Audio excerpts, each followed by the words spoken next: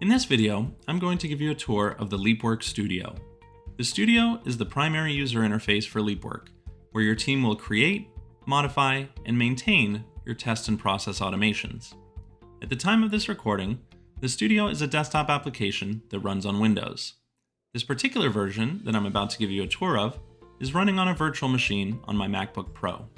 In the future, the Studio will be migrating to the web browser for further ease of access and portability.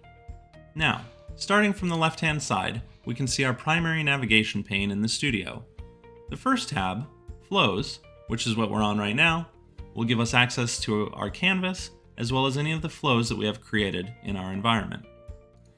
The Run list will give you the ability to create schedules, run tests at certain predefined intervals, as well as to chain multiple tests together as a set of processes. The Reporting tab will give you access to our hypervisual debugger, where you can quickly review test execution status, as well as replay a live flow and quickly identify any anomalies, degradations, or specific points of failure. The dashboard will give us a visual interface for assessing test execution status and trends. And on the bottom left-hand side, we have the ability to add, modify, or remove existing agents, which are the components of Leapwork that will actually run and process your automations. The Settings tab will give us the ability to review and modify any configurations or settings in your Leapwork deployment. And the Support tab will give you the ability to access our knowledge base, as well as to connect with one of our live chat representatives.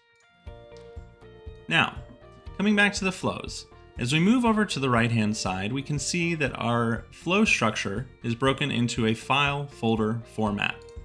In here, you have the ability to create new flows, modify components, as well as to share and delineate or define access between flows across your team members. Now, on the right-hand side, this is our flow canvas, where you will build and create and maintain your process and test automations.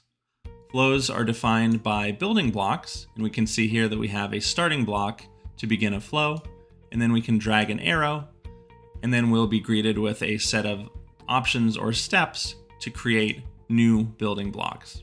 Now I'll go through what this looks like in a subsequent video, but for the time being, if you look up towards the top portion of the screen, you'll see that we have multiple tabs.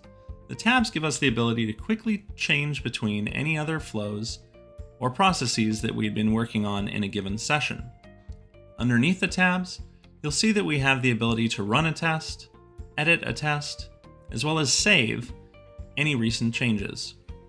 We have a few options here for navigating our canvas, be it zooming or panning, and then we also have the ability to change the status of a test. If we want to publish it, retire it, or send it for review, we can do those here. And we can also define who has access or ownership to this test. We can see our versioning at the top right, and if we click our ellipses, we can actually see a little bit of information about our version history, any changes that may have been recently made, as well as the ability to share this test with users directly via a link or via email. That's all for now. Thanks for watching.